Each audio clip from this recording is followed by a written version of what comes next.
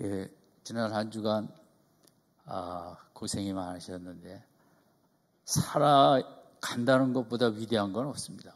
꼭 뭐 대통령이 돼야 위대한 게 아니라 산다는 자체가 위대하고 위대한 일이죠. 우리 좌우로 위대한 한 주간을 살아내신 성도님들께 축하와 격려의 박수를 드리겠습니다.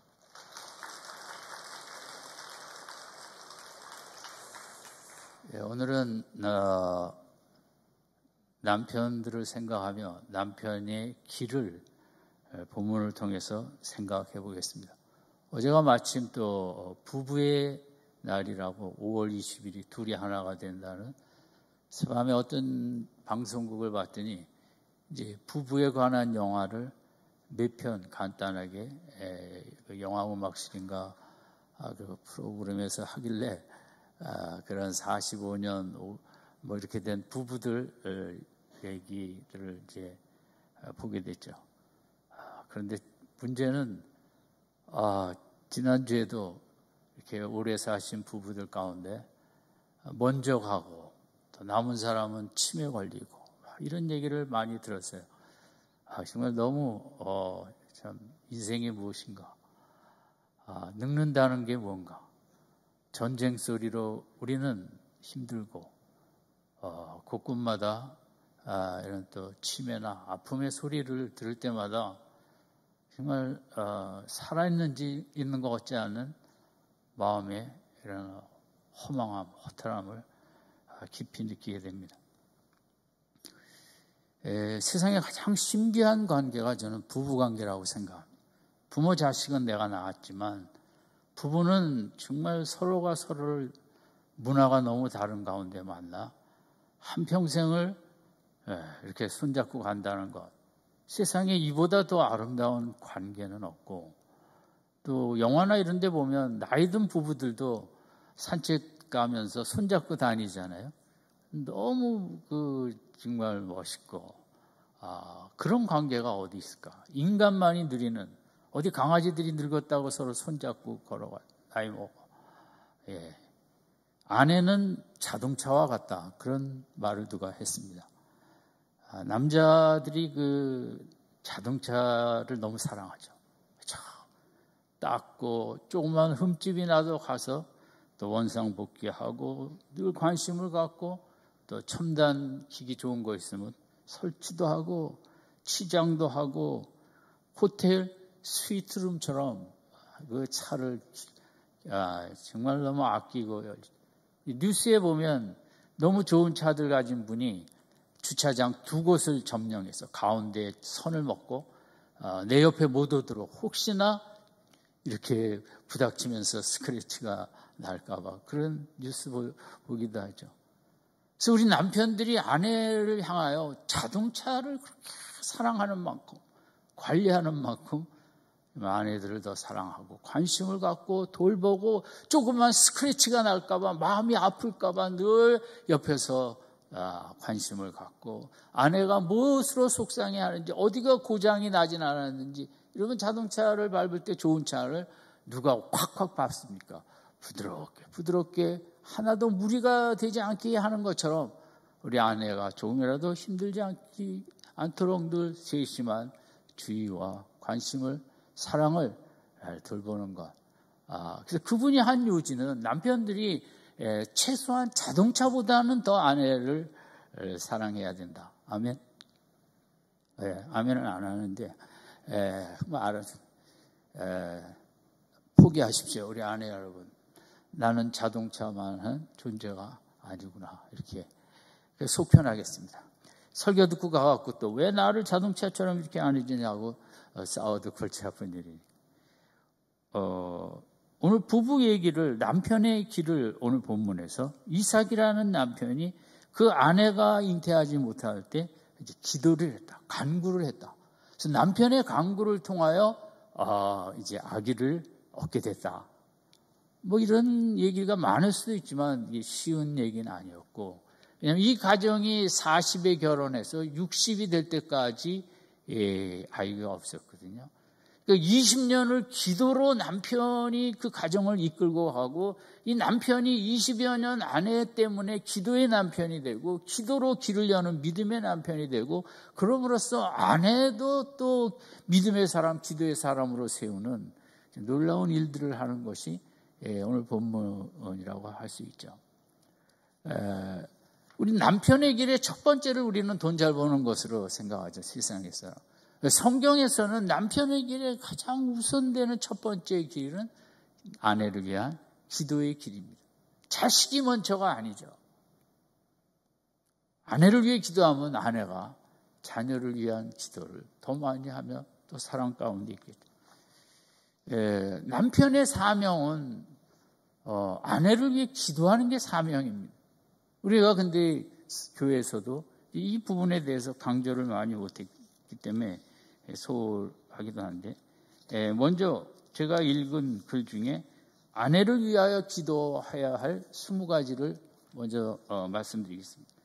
첫 번째는 아내가 믿음의 확신을 갖는 아내가 되도록 기도해야 된다.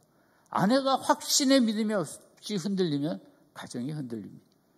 두 번째는 아내가 세상에 목마르지 아니하고 영적인 것들에 대해 말씀과 하나님에 대하여 목마르고 굶주린 그런 영혼이 되기 위하여 아내들이 기도해야 된다. 우리 교회도 어떤 가정에 제가 들었습니다. 남편은 교회를 안 가지만 주일날 아내는 꼭 교회를 보낸다.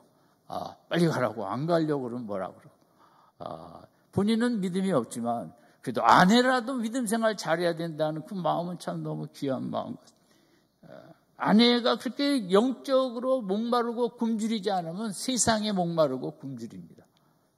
세 번째는 아내가 좀 더 용기가 있고 담대하도록. 요즘 여성들은 다 담대하지만 그래도 영적으로 담대하기를 아내가 정말, 왜냐하면 가정에 여러 가지 문제가 있는데 아내가 담대하지 않으면 남자들은 계산적으로 가기 때문에 담대한 척 하는 뿐이지 약하기도 하거든요. 네 번째는 아내가 늘 기쁨이 충만하도록. 인간은 기쁨이 없이는 살기가 힘들죠. 영적인 하나님으로부터 기쁨이 누리지 못하면 세상적인 기쁨으로 자꾸 가게 돼 있거든요. 그래서 남편들은 아내가 정말 하나님 앞에 여호와를 기뻐하는 것이 힘의 근원이라고 느헤미야 8장 10절처럼 우리 아내의 심령이 다 기쁨의 심령 되도록. 다섯 번째는 성령의 열매가 늘 열리도록. 열매가 있는 집은 자식들도 그 귀한 열매 먹고 남편도 먹고. 여섯 번째는 세상에 많은 거짓된 유혹된 드러나 마나한 헛된 소리가 많기 때문에 아내가 정말 하나님의 음성을 듣는 그런 아내가 되도록 기도해야 된다는 거예요.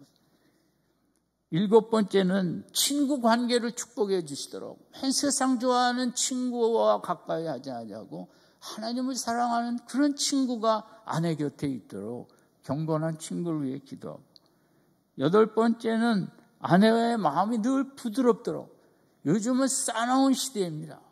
워낙 우리에게 분노를 돋구는 일들이 많기 때문에 자칫하면 아내의 마음에 그렇게 남들을 향해 비난하고 냉소적인데 휩쓸려 가기 쉽거든요. 아내의 마음에 이렇게 부드러운 마음, 넓은 마음을. 아홉 번째는 지혜를 주셔서 남들이 못 보는 세계, 영의 세계, 진리의 세계를 볼 수 있도록. 열 번째는 건강을 잘 유지하도록 아내가. 왜냐하면 부정적인 감정으로 상처를 많이 받고 질병도 있고 피곤하고 아내들이 지치거든요. 아내들이 건강해야. 사람이 건강하지 않으면 어디 피곤하면 짜증이 나니까. 아내가 짜증을 내면 가정이 참 어렵겠죠. 아내의 건강을 위하여 관리도 하고 잘하도록 기도를 남편들이 해야죠. 11번째는 아내가 영향력 있는 인생이 되어지도록. 직장에 가든 교회에 가든 어딜 가든 이렇게 서운한 영향력, 남에게 위로의 말도 해주고 격려도 해주고 남에게 필요한 그런 권력자만이 영향력이 아니라 우리가 보통 소시민으로서 모임에 가서 그 부드럽고 좋은 영향력을 주는 사람들이 있거든요. 우리 아내가 그런 사람이죠. 12번째는 주님과 함께 모든 것을 극복해 나가도록 싸워 이기도록. 싸워야 될 게 너무 많아요. 집안에도 그렇고 여기저기 지지 않도록 아내가 포기하지 않도록 끝까지 싸워 이기도록 기도해요. 13번째는 자신의 정체성, 내가 누구인가를 영적으로 잘 정립할 수 있도록. 아들 때문에 그 아들의 어머니인 내가 아니라 세상 잘 나가는 남편의 아내인 정체성이 아니라 창조주의 딸로서의 그런 그 영적인 정체성. 나는 하나님의 자녀다. 거기에 당당함이 있어야 된다. 세상 사람들은 다 돈으로 자기를 정의하고 물질로 자식 똑똑한 거 그것 때문에 그것 속에서 나를 발견하고 나를 느끼고 그게 나인 줄 알고 가짜 자기를 살아가고 있거든요. 하나님 안에서 내가 진짜 내 모습이 됐걸 바랍니다. 14번째는 그로 인하여 늘 긍정적이고 최고의 자신감, 자존감을 가질 수 있다. 내가 나를 좋아하는, 다른 사람을 아내가 좋아하는 게 아니라 비교하면서 자기가 자기에 대해서 당당할 수 있는 자존감을 갖도록 기도해요. 15번째는 세상의 비교의 영으로부터 지켜주시더라고요. 비교와 처음부터 끝까지 물질 사회는 비교하면서 열등감과 우울감을 갖는데 아내가 비교의 마귀, 비교의 사탄, 비교의 영에 휩쓸리지 않도록. 16번째는 늘 평안과 소망이 가득하도록. 평안과 소망이 가득하려면 그 마음에 하나님이 임재하시면 됩니다. 물질이 임재하면 평안이 없습니다. 자식이 임재하면 마음에 평안이 없습니다. 오직 하나님만이 임재하실 때 평안이. 17번째, 늘 마음과 생각을 새롭게 하려는 인생이 되어지도록 아내가 자꾸 더 좋은 생각, 하나님의 말씀을 읽으면서 생각을 자꾸 뜯어 고치려고 하고 이 생각은 버려야겠다. 저 생각은 새로 해야겠다. 그런 생각을 새롭게 하려는 그런 아내가 되도록 기도해요. 18번째, 영적인 공격에서 보호해 주시도록. 세상 문화, 가치관, SNS 얼마나 공격하는 것들이 많습니까? 너는 바보고 너는 이것도 없고 너는 그것도 할 줄 모르고 막 이런 그 많은 공격 속에 우리 아내가 쓰러지지 아니하도록. 19번째, 늘 쉽게 편안하게 신속하게 용서하는 마음을 아내에게 주시도록. 여러분, 우리 아내의 용서는 남편을 위해서도 귀하고 자녀들을 위해서도 쉽게 용서하는 것, 신속하게 용서하는 것, 인상 쓰지 않고 편안하게 용서하는 것, 얼마나 그 복된 인생입니까? 아이들이 그런 속에서 자란다면 최고의 인생이 되겠죠. 20번째는 하나님의 사랑으로 가득 채우도록. 아내 마음에 무엇으로 채울 것인가? 사랑으로 채워야만 사랑을 공급할 수 있습니다. 여러분, 기독교의 최고의 가치는 헌신, 봉사, 섬김, 교회 오면 일도 해라, 저것도 하고 섬기고, 그게 절대 첫 번째가 아닌 것입니다. 교회에서 제일 중요한 것은 하나님의 사랑을 먼저 내 속에 가득 채우는 것입니다. 채운 다음에 섬길 수 있고, 채운 다음에 봉사도 하고, 채운 다음에 교사도 하고, 채운 다음에 성가대도 하고 이러는 거죠. 채우지 않고 하니까 나도 힘들고 짜증나고 안 알아준다고. 기독교의 최고의 주제는, 제일 신앙생활의 최고의 원리는 주는 것이 아니라 먼저 은혜를 받는 것입니다. 아멘. 받지 않고 뭐 하려고 하지 마세요. 교회에서 제일 보기 아름답지 않은 게 받지 않은데 일하면 은혜가 안 되고 옆에서 보기에도 아무 감동이 없는 것입니다. 20가지를 했는데 다 잊어버렸으리라고 생각합니다. 왜냐면 이걸 제가 왜 안 적었냐? 이거 적어갖고 집에 가서 싸울까봐 제가 적지를 않고 오늘 그 대신 딱 기억할 거 한 가지인데 아내는 뭐와 같다? 그것도 잊어버리면 그건 거예요. 아내는 자동차와 같다. 늘 쓸고 닦고 조이고 관심을 갖고 좋은 거 사주고 조금만 스크래치가 나도 잘 메꿔주고.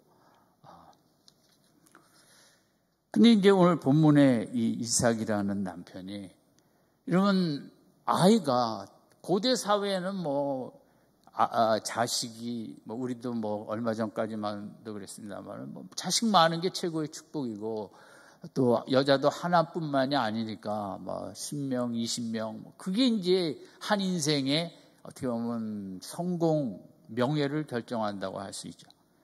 그런데 이 이삭이라는 사람이 20여 년 동안 그 남들이 쉽게 받는 그냥 다른 집은 자연스러운 일인데 이 집안만큼은 도저히 그게 너무 어려운 거예요. 이런 일을 겪어갈 때 얼마나 어려웠겠습니까? 왜냐하면 하나님께서는 네 후손을 별과 같이 많게 해주겠다 그랬거든요. 별과 같이 많은 후손을 낳으려면 우선 지금 뭐 100명이라도 있어야, 아니 1명이라도 있어야 되는데 도대체 하나님의 약속과 현실은 너무 반대라는 거죠. 그러면 하나님은 우리와의 관계가 성경에 있는 약속으로 관계를 맺습니다. 내가 이런 걸 해주겠다, 저런 걸 해주겠다. 대통령이 선거 전에 후보들이 공약하는 것처럼 내가 되면 이렇게 해주겠다, 저렇게 해주겠다. 중요하죠. 그래서 임기 내에 그런 거를 이제 열심히 하지 않습니까? 하나님께서도 우리를 자녀 삼으신다며 성경에 7,000여 개의 약속의 말씀이 있습니다. 각 다 그대로 해주겠다는 거예요.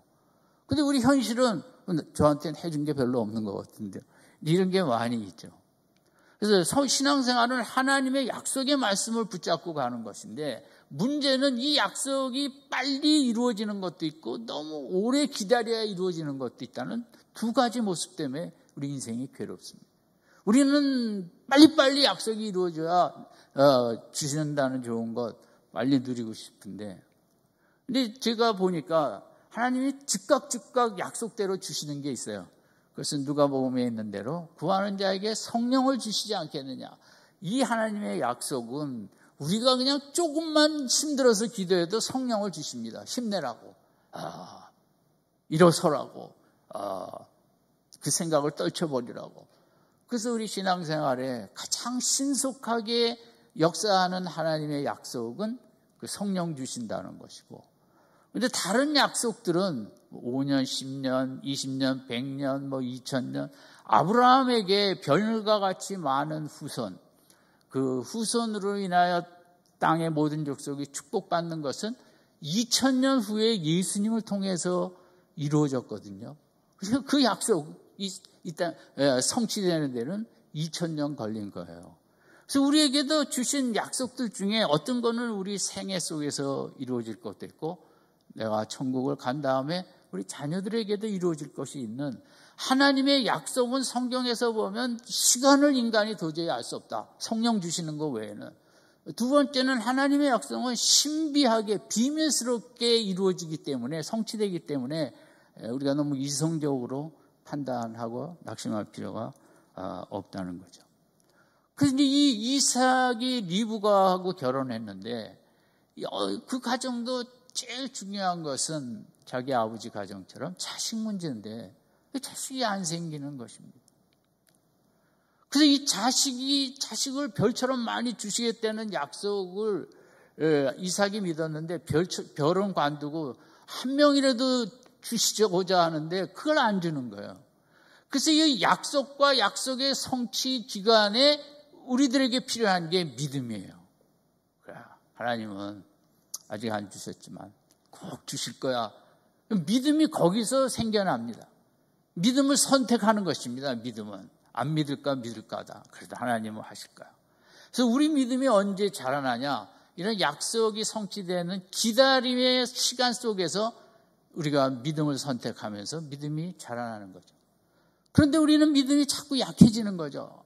하나님 믿겨지지가 않고 포기하고 싶고 제 생각으로는 다 끝난 것 같고 더 미래가 없어 보입니다. 그래서 완전히 포기할 수도 있고, 또 하나는 믿음이 약하니 믿음 더 달라고 기도로 하나님 앞에 나아가는 게 있는 것입니다. 그래서 기도가 중요해요. 기도는 내가 믿음이 없다고 하나님의 약속이 이루어질 것을 믿는 믿음이 자꾸 약해진다고 그걸 믿게 해달라고 나는 잘 모르지만 하나님 반드시 이룰 것으로 믿고 그 믿음을 놓지 않게 해달라고 기도하는 게 이제 기도의 중요한 부분인 것입니다. 우리가 뭐 기도하겠습니까? 다른 거가 기도 아니라 내 믿음 약해지지 않도록 하나님은 위에서 보고 계십니다. 그 믿음이 약해지지 않으려고 몸부림치는 것을 하나님이 제일 좋아하십니다. 나를 믿으려고 저렇게 몸부림치는구나. 어떤 분은 우리가 하나님을 사로잡아야 된다. 그래야 귀한 인생이 된다. 어떻게 하나님을 사로잡느냐? 신학교 가는 것이 아니라 내가 하나님 믿음이 약해지려고 하니까 그 믿음을 놓지 않고 믿음을 더 갖게 해달라고 기도하고 몸부림치는 게 하나님을 사로잡는다는 거거든요. 이번 한 주간도 저 수시로 직장에서든 어디서든 짧은 기도든 기도를 하시면서 그 믿음을 더 해달라고 믿음을 놓지 않게 해달라고 자녀에 대한 믿음, 나에 대한 믿음, 남편에 대한 믿음, 아내에 대한 믿음, 누구누구에 대한 믿음을 놓지 않고 붙잡고 나아가게 해달라고 쉬지 않고 기도하는 우리 기도의 남편, 기도의 성도님들이 되시길 바랍니다. 아멘. 그렇게 자꾸 믿음을 끝까지 갖고 가게 해달라고 기도할 때 이제 하나님을 사로잡는 거죠. 하나님이 떠나실 수가 없어요. 그 아름다운 모습에. 그래서 시간이 더 단축될 수도 있겠죠. 근데 이 남편은 왜 아내를 위해 기도해야만 했나? 이 리브가는 믿음이 없는 집에서 자랐습니다. 우리 여러분들도 그럴 텐데 믿음이 성도들 중에 둘 다 좋은 집에서 자라서 만나서 기도한 분들, 결혼하신 분도 있고 어떤 분들은 한쪽은 믿음이 좋은 분이고 가정이고 어느 한쪽은 믿음이 별로 없는 집에서 자라난 분들이 있어요. 이럴 경우가 상당히 어렵거든요. 왜냐하면 그 믿음이라는 문화를 자라나면서 쭉 본 사람하고 그런 걸 못 보고 젊을 때 이렇게 예수 믿은 분은 상당히 차이가 있습니다. 제가 이렇게 교육자들 올 때 이제 제일 중요한 부분이 그 부분이더라고요. 어떤 부모님 밑에서 그냥 형식적인 장로 권사가 아닌 진짜 기도 생활하는 부모 밑에서 자랐느냐, 젊을 때 은혜 받고 신학교 갔느냐, 차이가 무지무지 큽니다. 그러니 이삭이라는 남편이 이렇게 이 긴 기다림의 시간에 아내와 함께 가자니 어려운 거죠. 그 앞에 보면은 그 형제, 이북 형제지만 이스마엘은 막 아이를 막 쏟아내는 거예요. 아들이 10명 이상씩. 그러면 그 리브가는 동서지간인데, 이러면 그 이삭의 형이 이북 형이지만 그 집안은 막 자식이 5, 6, 7, 8 나오는데 9, 10 나오는데 자기는 하나도 없다. 감당하기가 쉽겠습니까? 어렵죠. 여인의 그 힘든 마음, 이삭은 왜 기도를 했을까? 물론 꼭 아기를 낳기 위해서도 기도했겠지만 아내의 마음을 붙잡아줘야 되는데 나로서는 역부족이고 하나님이 아내의 마음을 붙잡아 주시라고 기도한 거죠. 이러면 우리가 교회에서 우리 배우자를 위해 열심히 기도합시다. 그러면 우리 남편이 변하게 해 주시옵소서. 근데 변화하지 않습니다. 인간은 인간이 변화시키지 못합니다. 하나님만이 변화시킵니다. 그러니까 내가 남편을, 내가 아내를, 내가 자녀를 변화시키려는 것은 잘 안 됩니다. 하나님께 맡기고. 이삭이 기도의 사람이 됐다는 거 20년 동안 어떻게 아내의 마음 하나 달래기가 어려운 거죠. 아내의 마음이 평안이 넘쳐야 되는데 내가 어떻게 해줄 수가 없다는 거죠. 남편의 말로. 그래서 하나님이 그 마음에 평안을 주셔야 된다는, 남들과 비교하지 않고, 아까 20가지 중에 하나가 비교 아닙니까? 어떻게 같은 집안으로서 형제끼리도 얼마나 비교하는데, 그 며느리가 어떻게 보면 둘인데 하나는 막 10씩 낳는데 하나는 하나도 못 낳고 너무 힘든 거죠. 그리고 리브가는 믿음이 없이 자라서 왔는데 이 집안 오니까 예수 믿는 집안이라고 다 떠드는데 애기 하나 못 낳는 집안입니다. 그러니까 도대체 이 집안이 뭐 믿음이 진짜야 가짜야 의심할 수밖에 없겠죠. 내가 쏘가서 시집 온 거 아니야. 이 집은 정말 하나님이 축복의 집안이라는데 뭐 악이 하나도 안 생기게 하는 이런 집안이 무슨 믿는 하나님은 무엇이며 하나님의 정말 사랑하는 집안인가. 리브가의 마음은, 여인의 마음은 많이 흔들렸을 것입니다. 여러분, 그 라헬은 그 며느리였지만 아기가 안 생길 때 남편에게 막 정말 땡깡을 불렀죠. 창세기 30장 1절에 보면 남편에게 내게 자식을 낳게 하라. 그래서 남편이 그렇지 않으면 내가 죽겠다. 아내의 마음이 보통 힘든 게 아니에요. 죽고 싶다는 거죠. 그러면 리브가도 안 그렇겠습니까? 나 이거 못 살겠다. 죽고 싶다. 그러면 이삭이 참 기도의 사람이 되는 거는 그냥 뭐 내 기도 열심히 해야지 정도가 아니라 자신이 하나님께 매달리지 않으면 내가 아내의 마음을 도와주고 싶어도 도와줄 수 없는 연약함을 절감했기 때문에 그는 자기가 기도 외에는 길이 없다고 기도의 남편으로 세워진 거죠. 창세기에 보면 아브라함이 자기 아내를 위해서 기도했다. 그런 표현은 없습니다. 실제로는 뭐 했겠지만. 또 이 야곱이라는 사람이 라헬이 막 이렇게 뭐 죽겠다고 난리칠 때 기도를 했다? 없습니다. 그것. 오직 이삭만이. 이삭은 참 젊었을 때 믿음이 좋았던 것 같아요. 근데 이것저것 살펴보고 내 아내와의 관계, 아내의 한날 복된 걸음을 걸어가기에는 하나님께 매달리는 기도밖에 없다는 선택이었고 결단을 했다는 거예요. 아내를 살릴 수 있는 길은 하나님이고 그 하나님을 움직이는 길은 기도뿐이다. 여러분, 이 아침에 우리 남편들 돈 버느라고 뭐 정신이 없겠지만 한번 좀 결단을 하면 좋겠습니다. 내 아내의 미래는, 내 아내의 인생은 남편 된 나의 기도에 달려있다. 아멘. 너무 조금 아멘 하는 거예요. 자기가 알아서 하는 거지 무슨 기대. 여러분, 참 우리가 성경에 보면 복을 받는다는 것, 믿음의 사람이 되고 기도의 사람이 된다는 것 그냥 쓱 되는 거 아닙니다. 교회 쓱 다닌다고 그렇게 안 됩니다. 정말 하나님께서 우리를 부르시면 교회 열심히 다니다 집사 장로 또 뭐 사명받아 목사하라 그것이 아니라 우리로 하여금 이런 문제들이 많은 세상에 보내서 내 힘으로 할 수 없다고 하나님께 기도로 매달려 기도의 사람이 되라고 그래서 우리를 부르신 것입니다.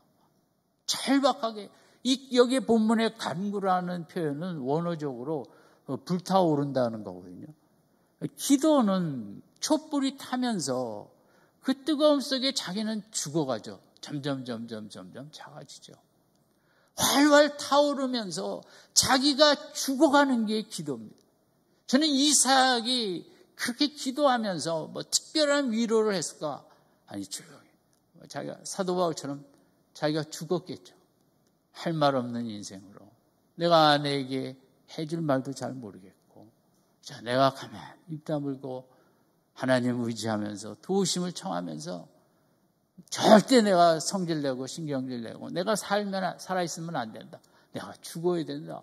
촛불처럼 그 기도는 자기를 태워버리면서 죽여가는 게 기도예요. 그 기도는 위대한 것입니다. 여러분, 뭐 저도 잘 안 되는 일이지만 남은 생에 기도에 불을 태워가면서 내가 소멸되고 죽어지고 내가 없어지는 그런 영적인 축복이 풍성하길 바랍니다.